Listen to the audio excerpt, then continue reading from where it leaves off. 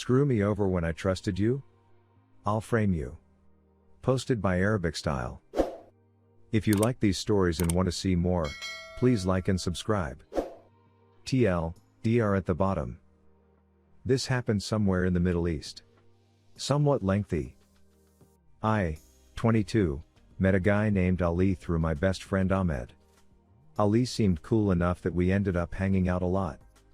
When Ahmed, studying abroad, noticed me and Ali become closer, through social media, he warned me not to let my guards down because Ali isn't how he seemed and that he'll use me.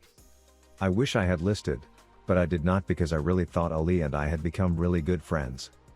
He was very respectful and seemed thoughtful. Ali is a citizen of the country we live in, I'm not, and he made me feel really bad for him because of the stories he fed me over hookah and Captagon. He told me stories about how his father abused him, his brother and his mother, how they're about to be homeless because his father, who lives alone, would not pay rent. He was driving a really messed up car. Once, I was telling him about the dark web and everything that goes through it. He cried and begged me to find someone on the dark web who'd buy his kidney so he could provide for his family. I was sad. It's very bad luck for a citizen of this country to live almost below the poverty line. So I felt bad for him. Toppled with Captagon, I was very generous to him, too.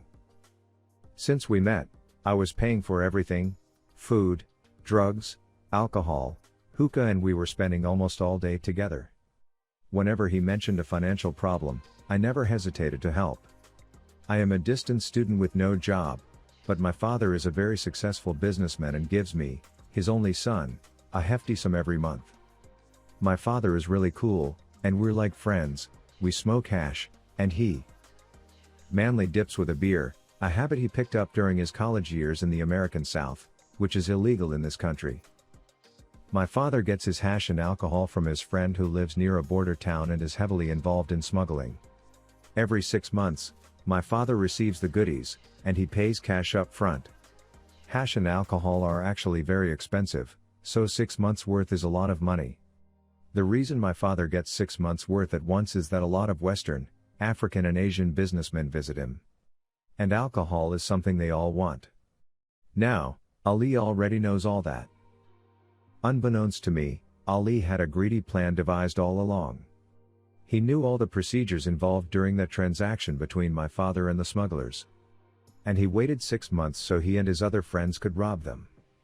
He sure was using me, and he was really good at it. I had mentioned to him that I was thinking about throwing a humble party when the goodies arrived. He asked me the exact day, and I told him without thinking. And that faithful day arrived, and he and his friends stalked our house until the refrigerated trailer arrived. Before they unloaded it, however, my friend and his crew of 6, masked, armed and impersonating the police, raided our house, cuffed 2 of my uncles, 4 of the smugglers, and locked them in a room with 5 other clueless people who were in the house, and the robbers made off with the cash in the trailer. The locked up people genuinely believed the police was searching the entire house, so they sided quietly. They didn't know the police had already left. 2 hours later, my sister got to a dead empty house and frantically called me. I was at a cafe blowing hookah alone, thinking my friend Ali was sleeping. When she called, I drove home and started looking in every room, and I found my terrified family and smugglers.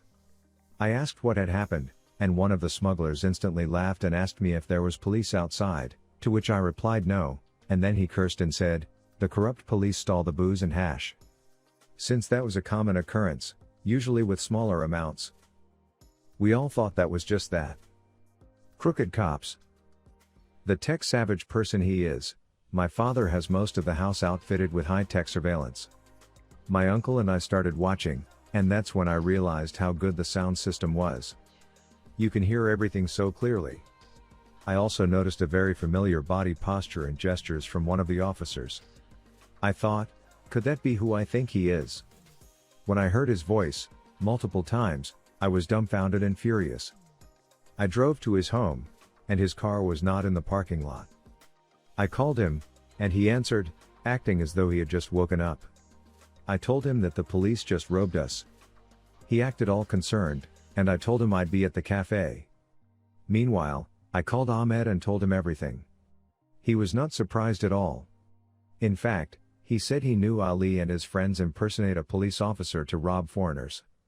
He told me Ali had actually spent 6 months in prison a couple of years back for theft. I had no clue. Anyway, Ali came to the cafe, eager to hear what happened and congratulating me because it could have gone bad. I played along. I didn't tell him crap. I never gave away the fact I knew everything. I was just thinking about how to possibly screw him over.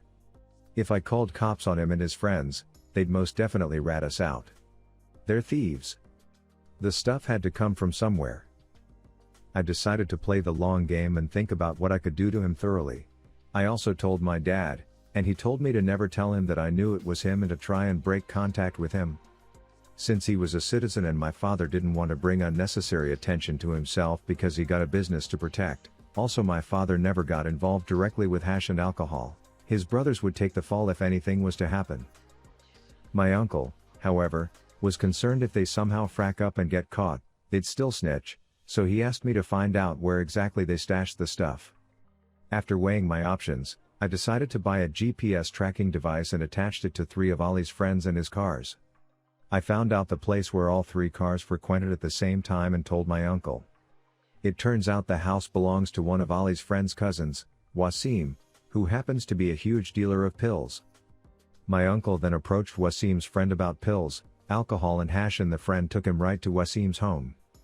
That way, my uncle confirmed probably all of the booze was inside. My uncle, 26, then turned the table on them by him and his friends, also impersonating secret police, raided Wasim's home and took every drug and alcohol available.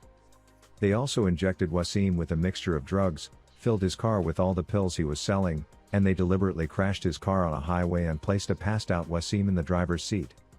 I don't think he knew when exactly the real police caught up with him. Well, my uncle's great plan got me thinking about how I could finally get Ali. I was still angry at him. Ali didn't know that I was bi. That's because you don't talk about that kind of stuff around here. Anyways, I met a guy, Angel, from North America, neither US nor Canada, in his final year studying as an international student. We hit it off, and I started spending more time with him as I continued to distance myself from Ali. Ali still had the money he stole from us, so he didn't care much. His life basically is pop pills, smoke hookah, eat, sleep, repeat. He got that covered for a while. Fast forward a year, my entire family, along with the family business, moved to the neighboring country. I left behind with Angel, as Angel and I were discussing moving to his country, and I was seriously considering that as well. Finally, when he graduated, we decided to live. Angel would first go and arrange everything before I joined him after a month. Out of the blue, I remembered about Ali. I barely saw him in the past 6 months by making up excuses like I'm not in the country. I just going to live without doing anything to him? No way. I thought to myself. A plan came to my mind. Just like how my uncle screwed Wasim by framing him, I wanted to do the same. I told Angel all about my plans. He thought the outcome could be too cruel. He is a very gentle person. But I assured him that they'd have killed my family had my uncles resisted the day of the robbery. Angel knew a little bit of the story, but he never met Ali. My plan was for Angel to rent a car a week before his departure. And a day before his departure, he parked it in front of a supermarket while the engine was running to get something quickly. Then I stole the car. The camera shows a well-disguised man speeding away. He called the police, reviewed the footage and alerted the rental company. The rental company then gave him another car, which he returned to the rental company's airport branch the next day before departing home. I hid the car I stole at a location cops would not go to look. I also hid a fairly large amount of drugs and some cash under the trunk lid. I put the keys on the front tire. Then I traveled the breadth and length of the Atlantic Ocean to go be with my Angel. After overcoming jet lag and the confusion of time differences, I called Ali on Snapchat and asked him to please pick Mom and me from the airport within an hour, as my uncle couldn't pick us up as something urgent came up at the last hour, but he has left a car at location, and the key is on the front left tire. Since Ali's car is a mess, he didn't offer to use his own. He assured me I had nothing to worry about. He picked up the nice BMW rental in less than 30 minutes, and he let me know. "I'll see you at the airport," was his last words. I put the drugs under the trunk lid because airport security would always, without exception, would lift the lid up to check. I later learned that he got 5 years for being in the possession of a stolen vehicle and possession of drugs with intent to distribute. TLDR, the guy I thought was my best friend robbed my family at gunpoint, so I framed him, and he ended up going to prison for 5 years. And now for the top comments. Criminals are punishing criminals. That was an awesome plan. I would never have thought of that. Was harsh but well deserved. Nice, but if you called Ali, wouldn't there be a call log of your conversation? And you asking him to go, location, to pick up the car, maybe the police would track? Nevertheless, a happy ending as Ali got what he deserved, such a scum betraying a friend. What's your say on this? Do you have a similar story? Comment below, and don't forget to like and subscribe.